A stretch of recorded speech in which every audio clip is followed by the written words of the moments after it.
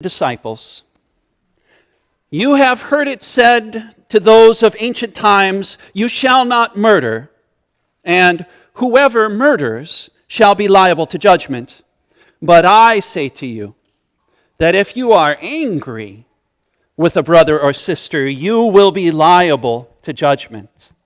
And if you insult a brother or sister, you will be liable to the council. And if you say, you fool, you'll be liable to the hell of fire. So when you are offering your gift at the altar, if you remember that your brother or sister has something against you, leave your gift there before the altar and go. First, be reconciled to your brother or sister, and then come and offer your gift. Come to terms quickly with your accuser while you are on the way to court with him, or your accuser may hand you over to the judge, and the judge to the guard, and you will be thrown into prison. Truly, I tell you, you will never get out until you have paid the last penny. You have heard it said, you shall not commit adultery. But I say to you that everyone who looks at a woman with lust has already committed adultery with her in his heart. If your right eye causes you to sin, tear it out and throw it away. It is better for you to lose one of your members than for your whole body to be thrown into hell. And if your right hand causes you to sin, cut it off and throw it away. It is better for you to lose one of your members than for your whole body to go into hell. It was also said, whoever divorces his wife, let him give her a certificate of divorce. But I say to you that anyone who divorces his wife except on the ground of unchastity causes her to commit adultery, and whoever marries a divorced woman commits adultery. Again, you have heard it that it was said to those of ancient times, you shall not swear falsely, but carry out the vows you have made to the Lord. But I say to you, do not swear at all, either by heaven, for it is the throne of God, or by the earth, for it is his footstool, or by Jerusalem, for it is the city of the great king. Do not swear by your head, for you cannot make one hair white or black. Let your word be yes, yes, or no, no. Anything more than this comes from the evil one. The gospel of the Lord.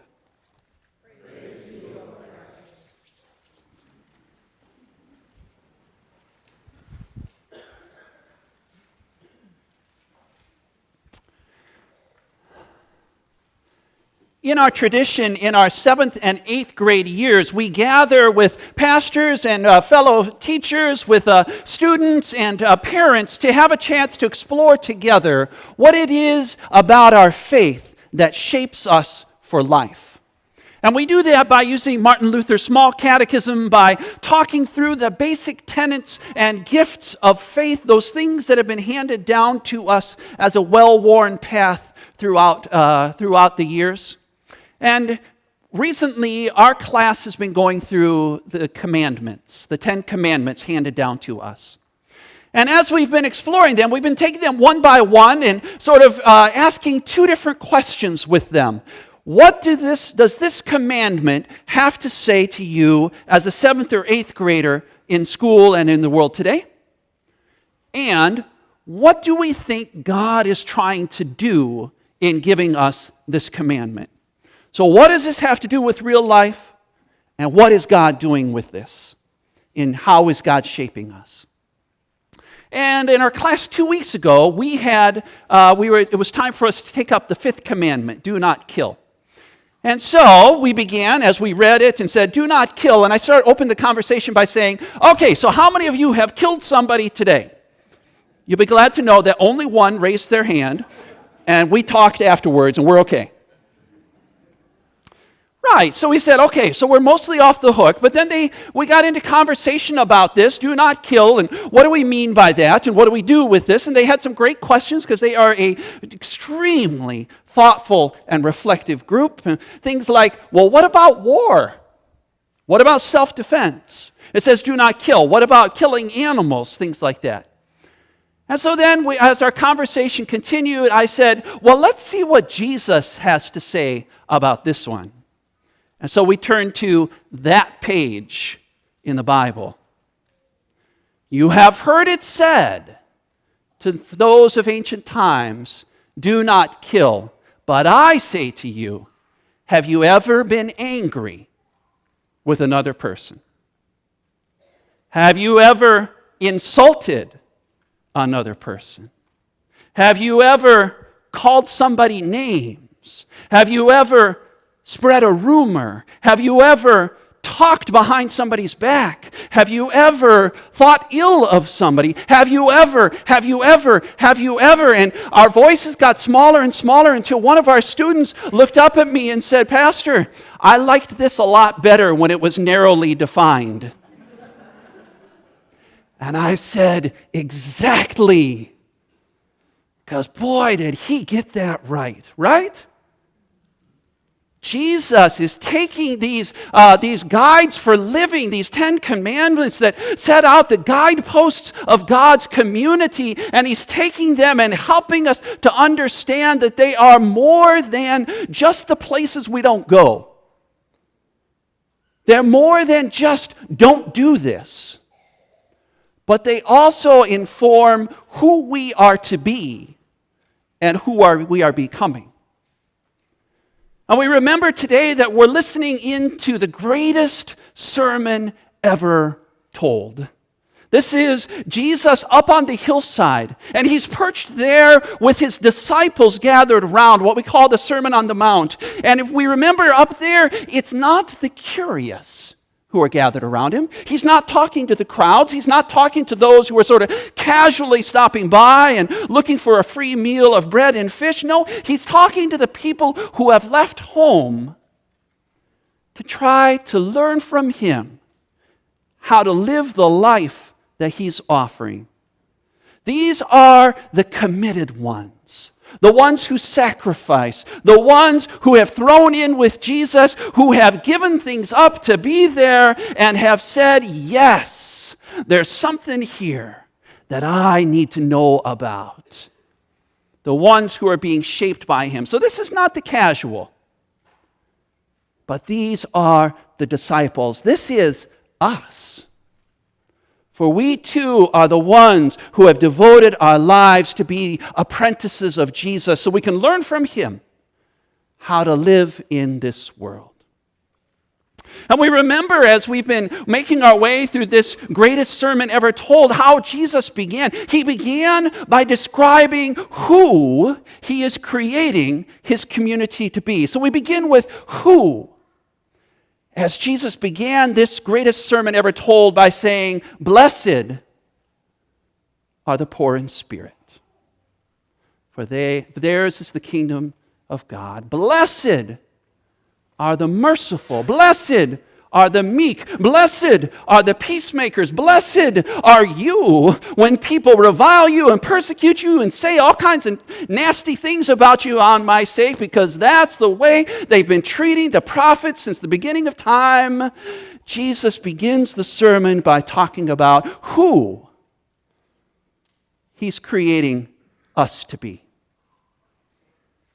And then we remember that he moves on from there to talk about why he's creating this community, us, to be out in the world.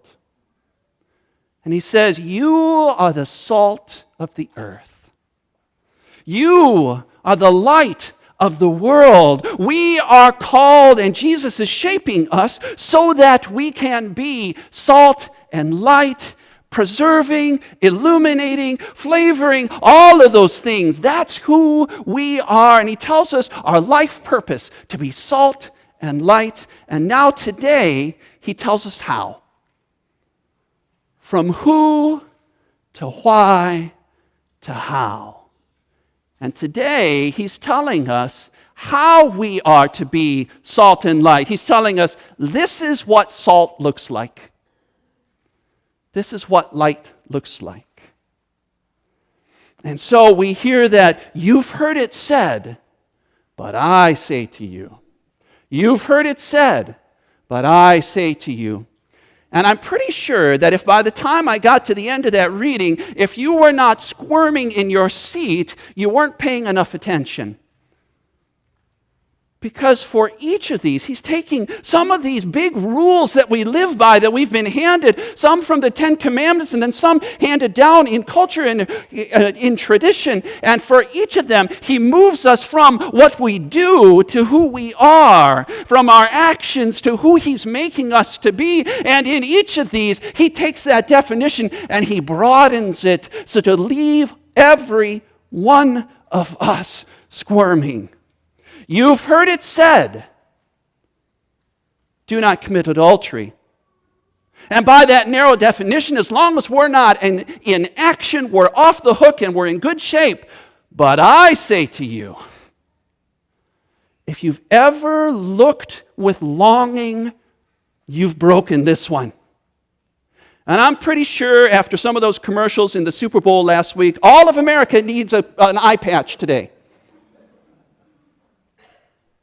Just that looking with longing for another violates what Jesus has in mind for us. Even that, turning another person into what they do for us and how I feel, turning another into an object for the sake of my feelings, Jesus says, is off the table.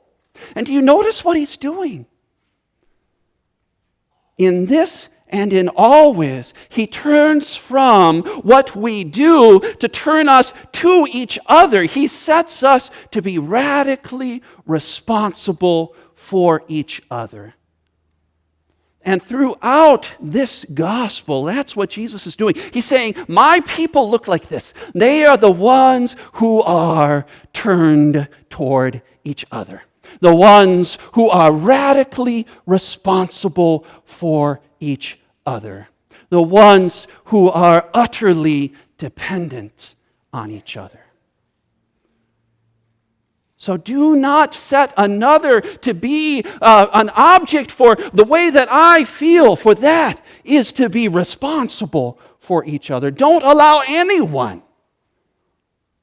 or anything to be that kind of object. You have heard it said that if a man wishes to divorce his wife, he should write her out a certificate and hand it to her, and she's out on the street. We remember that in Jesus' day and in the teachings of the rabbi, all it took was burnt toast.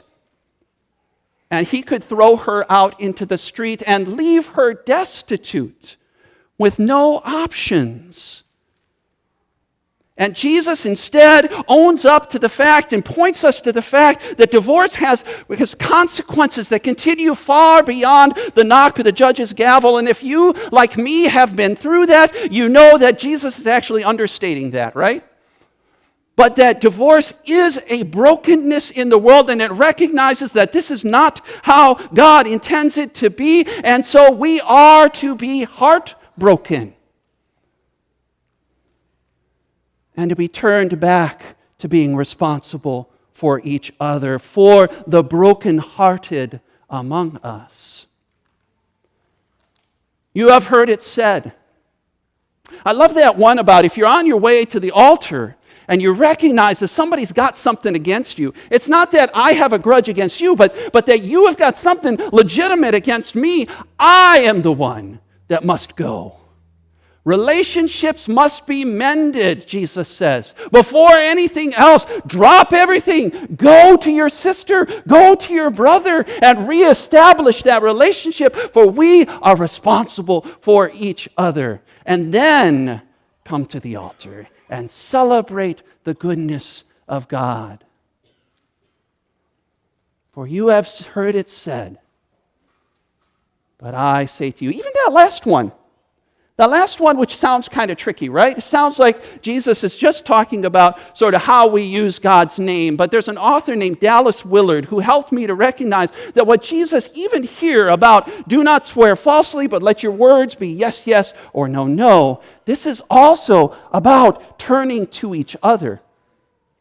When we use over-exaggeration, when we use foul language, or words that we use for effect. We are using all of them as a way to manipulate the bodily response of the person that we're talking with. Even that is manipulating and using another. And Jesus says, no.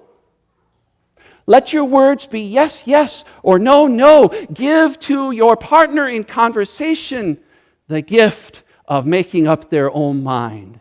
Do not manipulate them in any way. Jesus turns us radically to each other, radically responsible for each other in all of these. It's not about what we do, but about who we are becoming.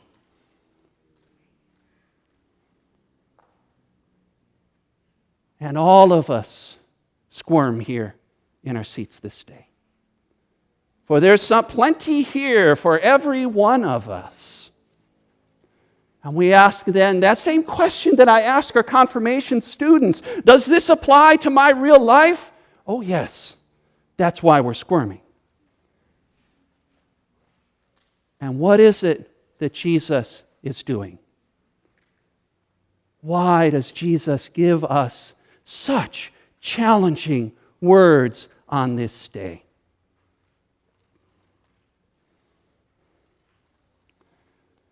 And I think the answer to that is in who he's talking to. As I said at the beginning, these are not the casual.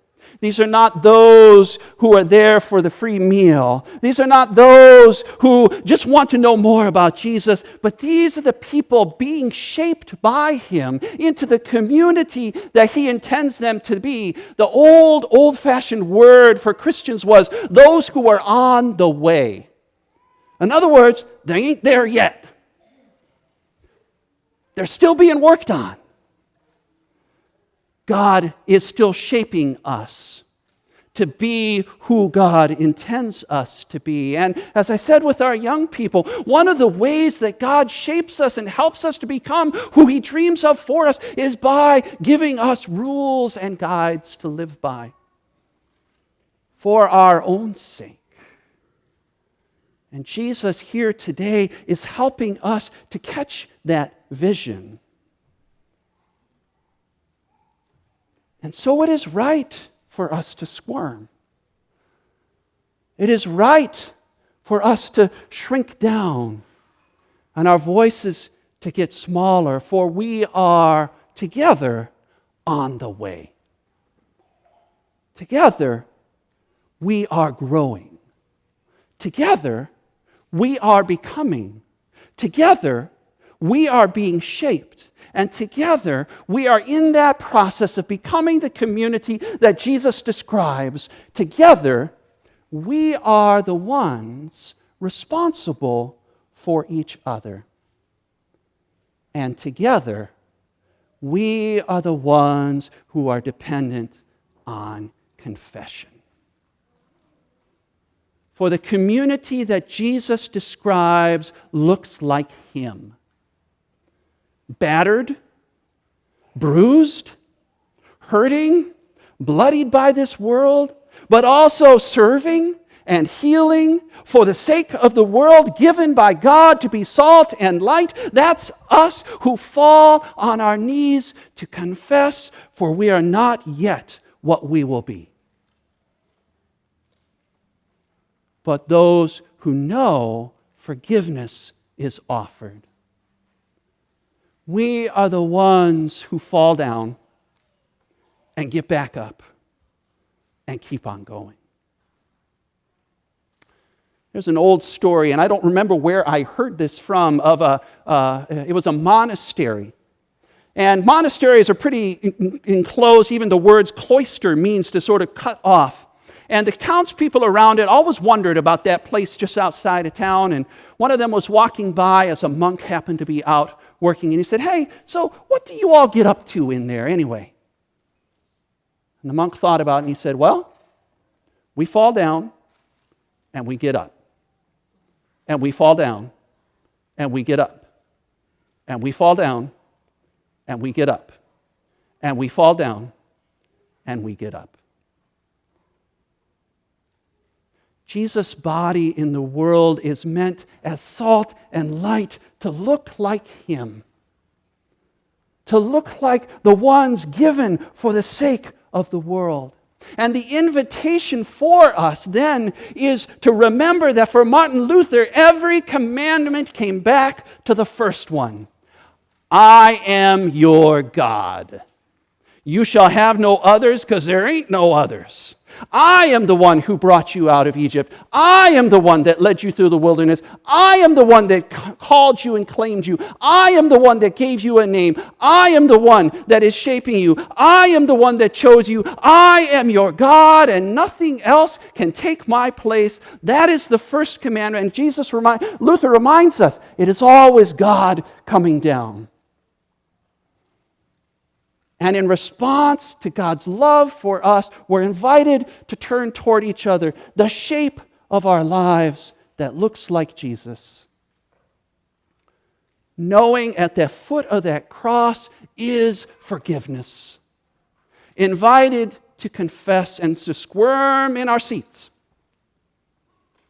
But to always know it is God's work in the world that we are invited to. God who always comes down to turn us toward each other. The shape of our lives as salt and light in the world.